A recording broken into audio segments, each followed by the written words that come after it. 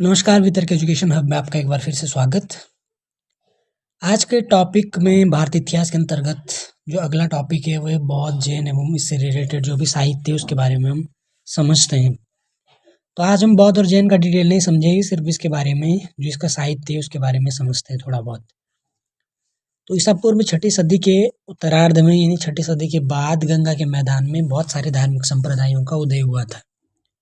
इस युग में करीब करीब 62 ऐसे बहुत सारे धार्मिक संप्रदाय थे 62 के आसपास। और इन्हीं 62 संप्रदायों में बौद्ध और जैन भी दो सबसे महत्वपूर्ण संप्रदाय थे।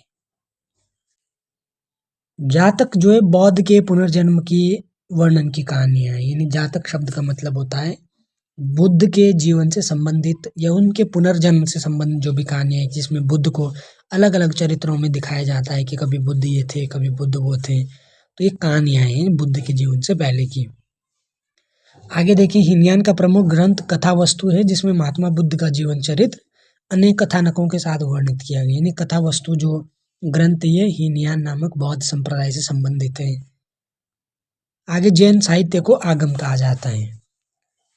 जैन धर्म का प्रारंभिक इतिहास है कल्पसूत्र से ज्ञात होता है, यानी कल्पसूत्र जैन धर्म के प्रारंभिक इतिहास का स्रोत है।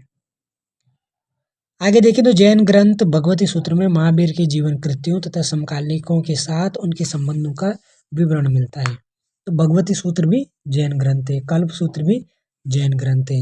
कल्प सूत्र में जैन धर्म का आरंभिक इतिहास का पता चलता है, जबकि जो भगवती सूत्र है उसमें महावीर के जीवन के जो काम थे या उस टाइम के जो कंटेम्प्ररी लोग थे उनके साथ उनका किस तरीके से संबंध था उसका विवरण मिलता है भगवती सूत्र में। आगे एक और पुस्तक है जिसका नाम है अर्थशास्त्र, इसके लेखक कौटिल्य हैं। अर्थशास्त्र हालांकि राजनीति पर आधारित किताब है। इसमें इसके 15 अधिकरण और 180 प्रकरणों में विभाजित है और इस पुस्तक में मौर्यकालीन जो इतिहास था उसके विषय में जानकारी मिलती है। आगे देखिए तो संस्कृत साहित्य में ऐतिहासिक घटनाओं को क्रमबद्ध लिखने का सर्वप्रथम प्रयास कलहण द्वारा किया गया था। यानी संस्कृत साहित्य में जो भी ऐतिहासिक घटनाएं हुई उनको एक सीक्वेंस में सबसे पहले शुरुआत कलहण ने की लिखने की, और कलहण द्वारा रचित जो पुस्तक थी उसका नाम था राजतरंगिणी, और इसमें 12वीं सदी तक के कश्मीर के शासकों का वर्णन मिलता है। और इसके बाद अरबों की सिंध विजय का वर्णन चचनामा से मिलता है, जिसके लेखक अली अहमद थे। यानी अरबों ने सिंध पर आक्रमण कैसे किया, कब किया, इस विषय में जानकारी चचनामा से मिलती है और इसके लेखक अली अहमद है। अगला अष्टाध्याय संस्कृत भाषा की व्याकरण की प्रथम पुस्तक है और इसके लेखक पाणिनि है। और इससे मौर्य के पहले का इतिहास और मौर्य युगीन जो राजनीतिक अवस्था थी उसके बारे में भी जानकारी प्राप्त होती है।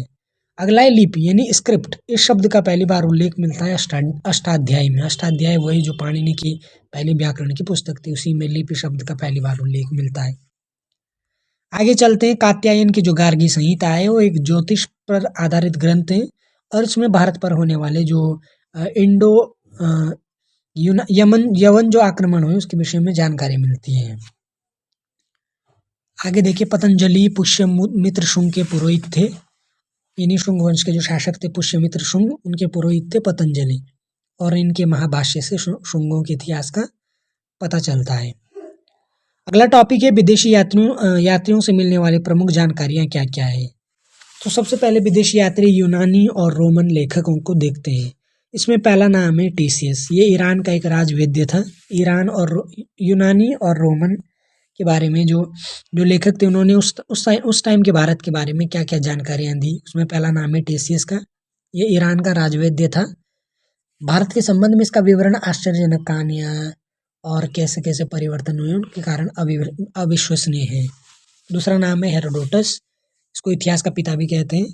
इसने एक बुक लिखी जिसका नाम है हिस्टोरिका, और ये 5वीं शताब्दी ईसा पूर्व के भारत फारस का जो संबंध था उसके विषय में जानकारी देते हैं। अगले हैं मेगास्थनीज। ये सेल्यूकस निकेटर का राजदूत था जो चंद्रगुप्त मौर्य के राज दरबार में आया था। इसने अपनी पुस्तक लिखी थी जिसका नाम था इंडिका। इंडिका में मौर्य युगीन समाज और संस्कृति के विषय में जानकारी मिलती है। अगले लेखक है डाइमेकस। ये सीरियन नरेश एंटियाकस का राजदूत था। ये बिंदुसार के राज दरबार में आया था। अगला नाम डायोनिसियस का है। ये मिस्र के फिलाडेल्फस का राजदूत था। ये अशोक के दरबार में आया था। अगला जो विदेशी यात्री है यूनानी रोमन उसमें टॉलेमी, ये दूसरी शताब्दी में इन्होंने एक पुस्तक लिखी जिसका नाम था भारत का भूगोल। अगले हैं प्लिनी, इसने प्रथम शताब्दी में नेचुरल हिस्ट्री नामक पुस्तक लिखी। इसमें भारतीय पशुओं, पेड़ पौधों, खनिज पदार्थों का विवरण मिलता है। और अगली है पेरिप्लस ऑफ द एरिथ्रियन सी। इस पुस्तक के लेखक में जानकारी तो नहीं है, लेकिन ये करीब 80 ईस्वी में हिंद महासागर की यात्रा पर आए थे लेखक।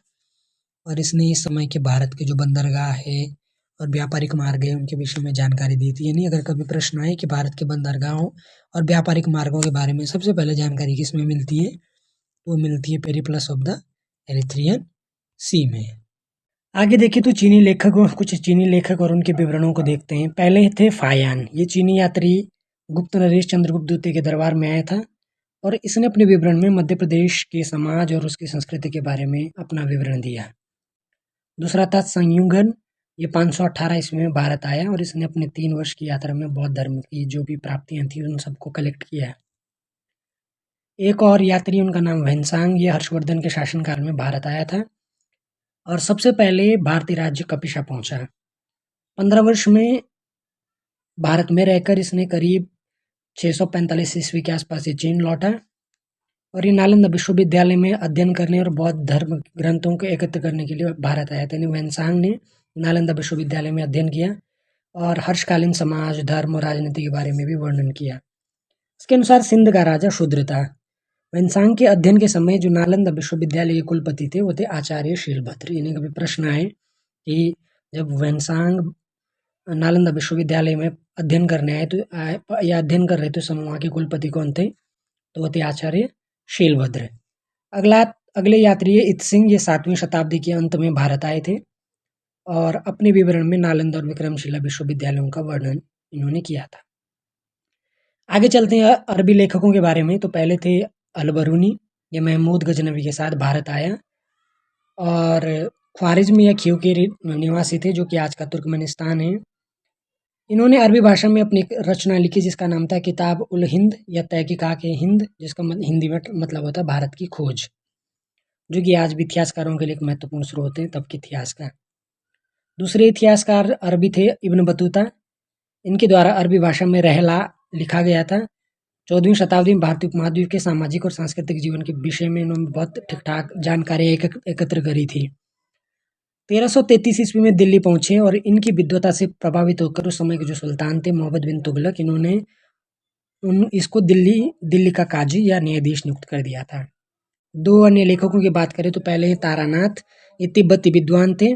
इसने कंगियोर और तंगियोर नामक 2 ग्रंथों की रचना की और मार्को पोलो ये 13वीं शताब्दी के अंत में पांड्य देश की यात्रा पर आया था और इसका विवरण पांड्य इतिहास के अध्ययन के लिए बहुत उपयोगी है। तो ये थे कुछ लेखक और इनका यात्रा वृत्तांत और बौद्ध और जैन के कुछ महत्वपूर्ण जो भी ग्रंथ थे। बाकी आगे के वीडियो में हम इनके बारे में, बौद्ध और जैन के बारे में और डिटेल में चर्चा करेंगे। तब तक के लिए बहुत बहुत धन्यवाद।